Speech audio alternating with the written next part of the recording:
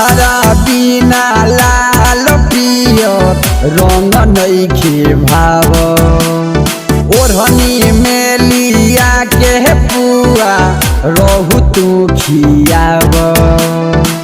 ए जान होलिया में रुआतानी भके पिचकारी दिल हमर दुआ नहीं देता वे गारी तू ही बोला के गाना से दिल के बतिया बोली किया सो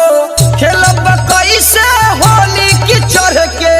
चल गइलू डोली किया सो खेलब कैसे होली की चढ़ के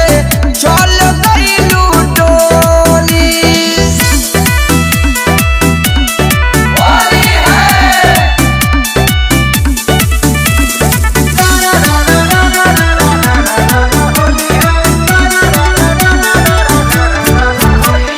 सभे हंसत खेलत बाटे अपने में होली सब दिन रहलू साथे मरलू होली में गोली जा बेवफा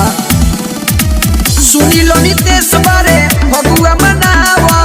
गोरे गोरे गलिया पर रंगवा लगावा अमिताभ तुलसी मुन्ना मिलके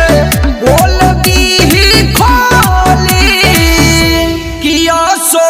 खेलब कैसे होली की चढ़ के चल गइलू डोली की